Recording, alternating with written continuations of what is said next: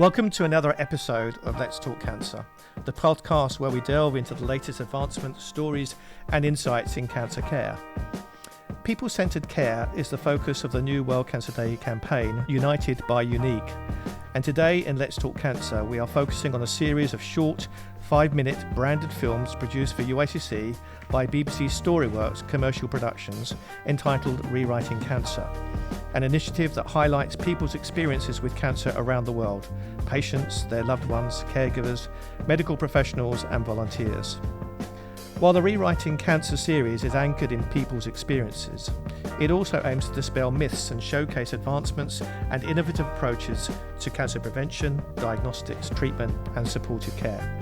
It features 27 short films from across the globe, grouped into 3 chapters: changing the odds, changing the outcome, and changing the experience, each focusing on different aspects of cancer care and patient experiences.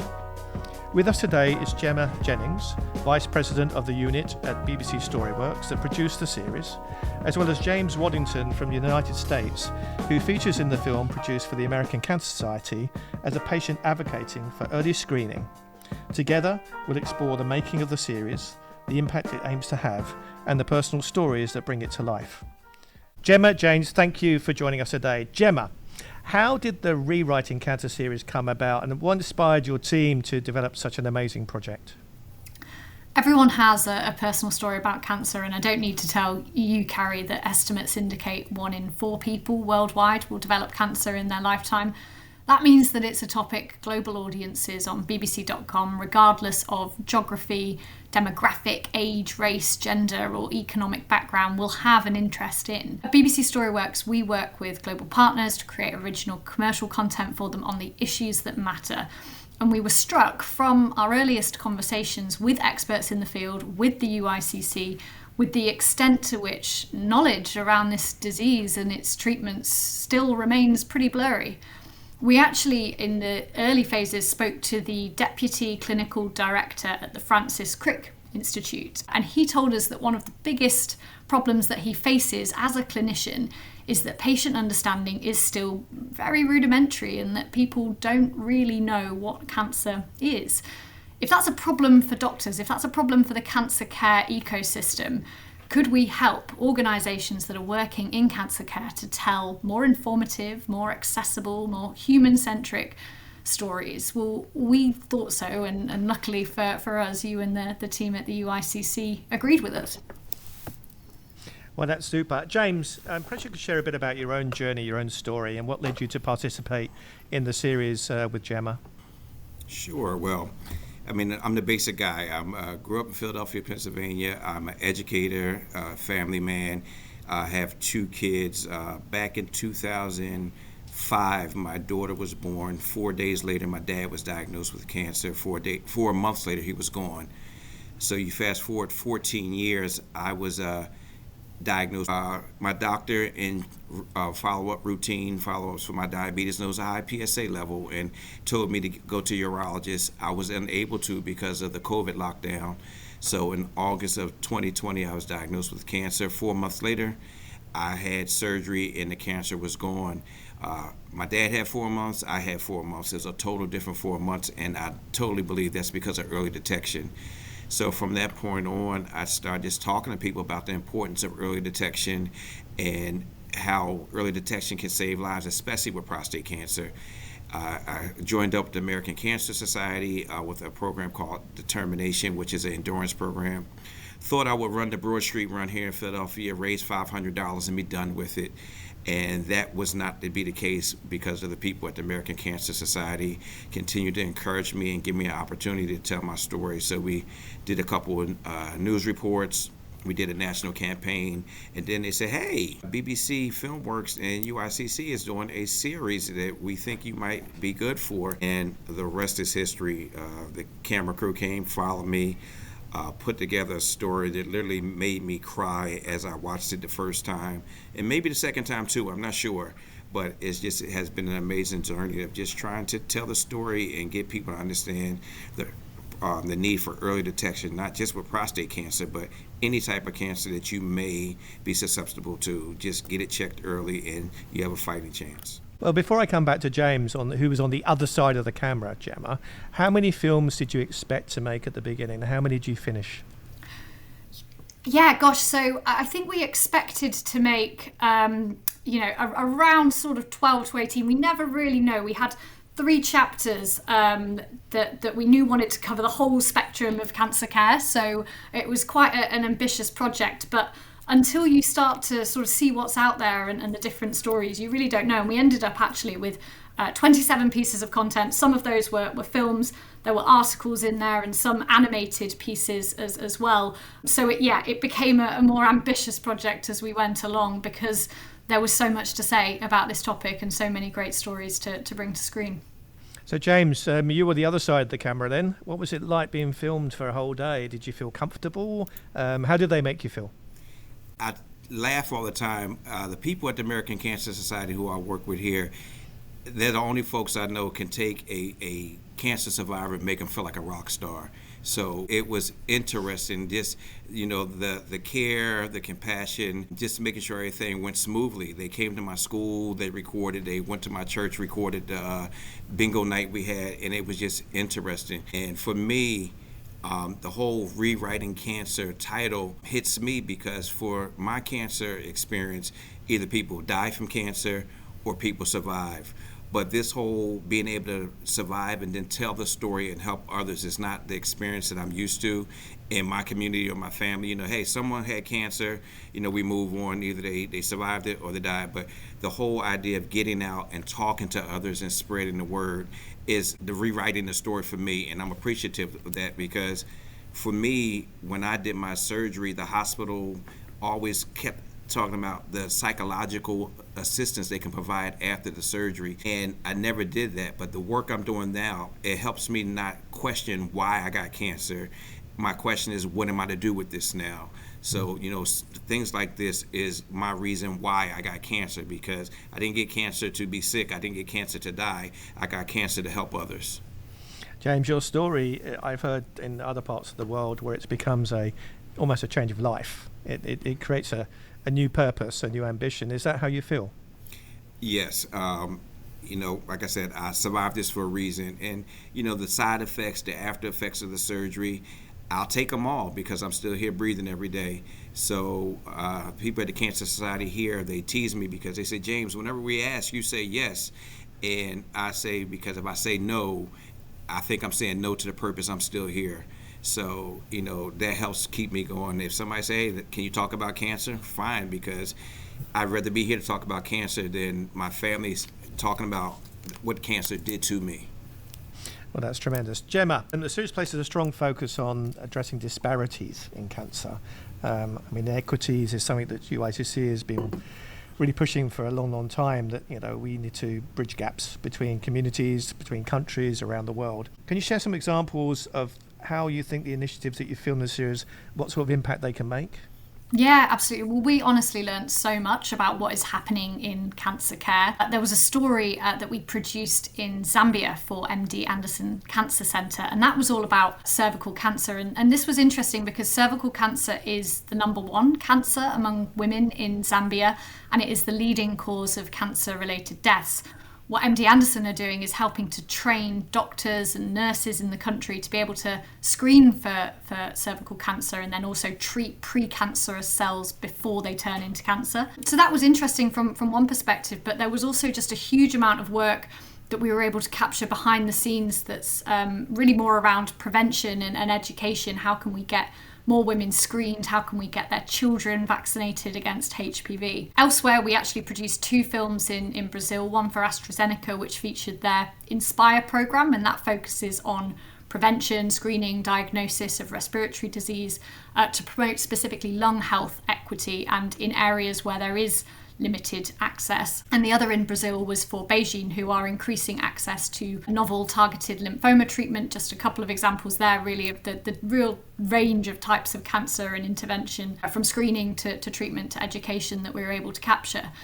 And of course, as we've heard from James, the focus of the film that we produced for the American Cancer Society was early screening for prostate cancer. And I have to say that one really affected me. My dad was diagnosed with prostate cancer, and Luckily, he did also, like you, James, catch it super early, but that was luck really, because he fell off his bike and he had to be treated for some injuries and was able to sort of mention it, a lump, to his doctor whilst he was there. But it could have been a very different story, and patient advocates are just so important in getting the message out. And Cary, you'll know that we've seen recently with Sir Chris Hoy in the UK, and I'm sure working in this field, you very quickly realise that everyone has a story to tell.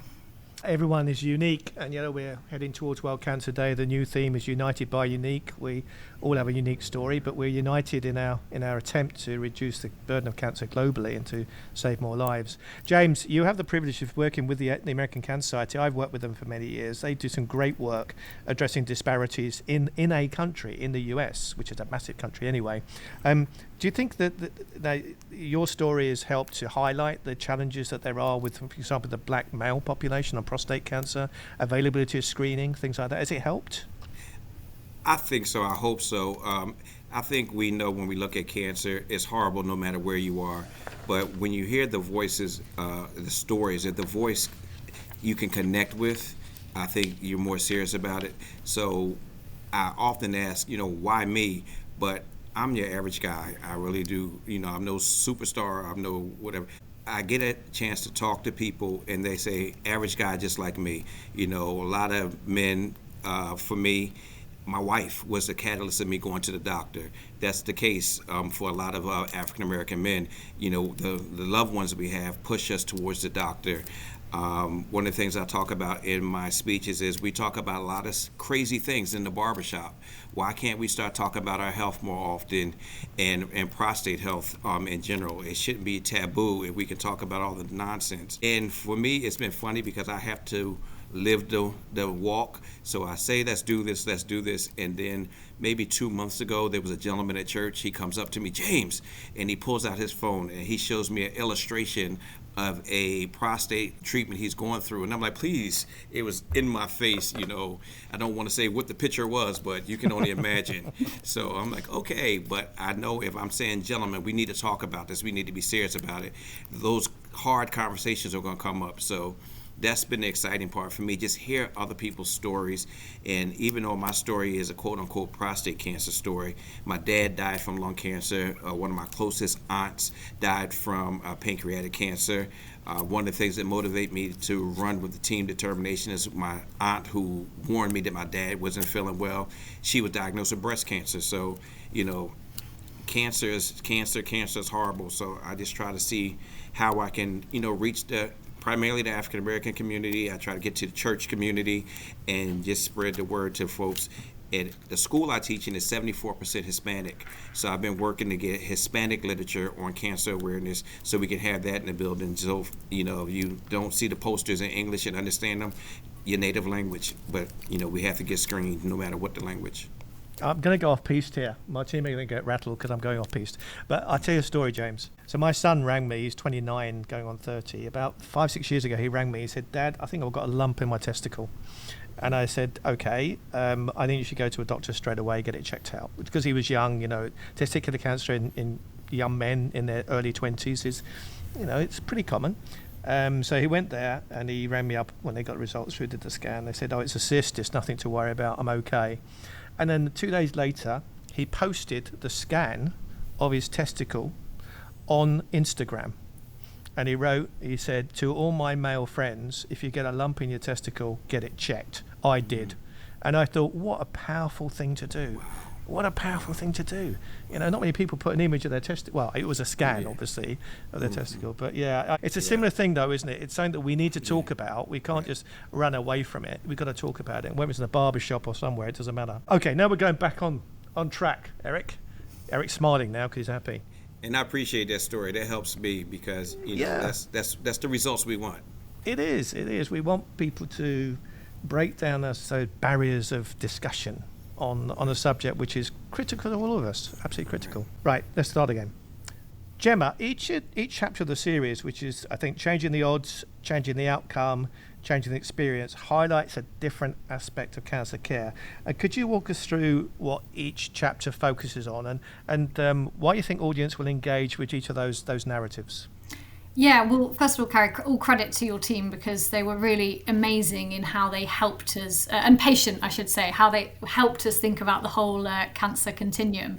And so we tried to design the series from the very beginning as a journey that would speak to audiences who might be at different stages of their own experience in cancer, be that personal or the experience of a loved one.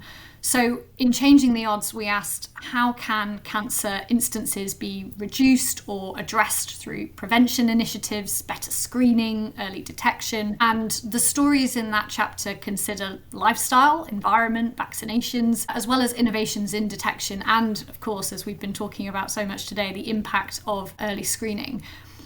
In Changing the Outcome, the stories aim to highlight how advances in treatment and monitoring are really improving outcomes. So we considered topics like personalised medicine or treatment accessibility improvements in hard-to-reach areas, new technologies including AI, immunotherapies, and how data plays a really important part in treatment, as well as considering health equity and what happens when patients are empowered and informed to make their own decisions about the care that they're receiving. And then in the final chapter, Changing the Experience, the stories that we brought to screen really aimed to spotlight what it is like in 2024 to live with cancer. So we covered stories of mental health, children in cancer, women in cancer, caregivers, physicians, the people also coping with the stress of cancer care, and actually what happens, life beyond cancer. What is it like to survive, and what support is there for end-of-life care? And the aim throughout was to produce something that the audience could really recognise as being inclusive whilst highly personal, highly relevant to their experiences. And we know that audiences engage when they're able to make that emotional connection and see their experiences reflected in the series. And that's why we chose to be so ambitious, really, and to cover that whole continuum of cancer care. Well, you certainly achieved that. It's fantastic. James, beyond your own film, other films that you've watched from the series, are any that particularly touched you or resonated that you have used or maybe you thought through and it's given you a different perspective? For me, I think one of the biggest things that impacted me with the series is when you go through the listing of the films, just the diversity, and seeing the various stories of, how cancer is affecting folks around the world, age, sex, race, it doesn't matter. So that's the thing I think I take away from this the most is just this is not a person disease. This is hitting everybody everywhere, and we're united in the fight. And something that happens in Africa can affect what happens here in America. So it's just so important to see all the stories. One of the interesting things is when this first came out, I was so focused on sharing my episode on social media. But then I'm like, that's selfish because there's 26 other great stories out there. So I shared the whole series. And, that's my goal is before the end of the year to get through each and every story and really try to connect with it because each of the phases that the series touches on is so important. So that's the biggest takeaway is this is a universal fight, and no one story is more important than the other. They all come together to tell the major story. Gemma, you've clearly had an impact on James, and I know my team are delighted by the output. How do you want audience to respond to rewriting cancer? Well, Cary, the series was launched in September 2024, obviously to coincide with the World Cancer Congress. So we already have a pretty good idea of how the audience is responding, and I'm personally thrilled with what we're seeing. The series has got such strong global interest. Actually, countries that span 5 continents account for the highest video views and traffic to the website from Asia, North and South America, the Middle East and more. And so, just absolutely delighted that it's resonated with the diverse audience that it was intended for. What is more than that is that it's already ranking in BBC StoryWorks top 5 most engaging branded series ever, with well over 1/3 of audiences who see posts about the series then going on to engage with it on social media. So that's things like likes and comments and shares or saving it. And another great indicator that's really exciting to us is the completion rates. The series has the 3rd highest completion rates across all series we've ever made within BBC StoryWorks, and that tells us that audiences are gripped by this topic. They're driven to watch each film through to the end, and let's hope that that means that they've found something new or memorable or meaningful in the stories that they've consumed. This is, for us, it's a great start, but really it is just the beginning. We've got a lot more promotion planned. We really hope that Rewriting Cancer can positively impact as many people as possible, and just, you know, a special thank you really from me to the whole UICC community who've just come together to help us reach audiences with this very special project. Well, I'd hope it continues to have an impact globally. James, I think Gemma just confirmed that you are a rock star. No. There you go. You're in the top We need 5 to of raise BBC standards. StoryWorks. You're there. You're there. Okay. James, reflecting on your experience with the series, any last messages for the viewers to take away? For me, first, I just want to thank you guys, Gemma, you, ICC. This has been life changing, and it's been amazing. I know for me, the series that this film that I was in, the way it ended, pretty much sums up, you know, what this means to me. It was me, my wife, my son, and my daughter, you know, and my son's laughter taking us out. And for me, that's what it's all about. I want to be here to see their kids and possibly their kids' kids. And, you know, I want to have this legacy of, you know, granddad, dad, or whatever did something to help change the world in a positive way. So this has been so amazing for me to be able to do that. I have a cousin who teases me, you need to stop being on the news. I said, I'm on the news for something positive. So, you know, we have other relatives who may not be able to say that. So, you know, it's just been exciting. I think for other survivors or people who are impacted by cancer, just look at the stories and realize you're not alone. There's a lot of people dealing with a lot of things similar to you, and we can make it. I mean, we can make it. As long as we're on this side of the dirt, we still have a fighting chance. Well, James, I'm delighted I'm on this side of the dirt with you. So, James, thank you very much indeed. Gemma, we're bound to catch up with again. James, would be lovely to meet you sometime. Whereabouts are you based? Philadelphia, right outside Philadelphia. I come over to the USA occasionally, but I'm in Philadelphia, so maybe we'll meet at an American Cancer Society event or something like that. You never know. Okay, James, have a good day. Thank you very much for your help. Gemma, talk to you soon. Thank you for listening to this episode of Let's Talk Cancer. Please head to UICC's YouTube channel and view all the films in the Rewriting Cancer series playlist, or find the series online at www.rewritingcancer.com.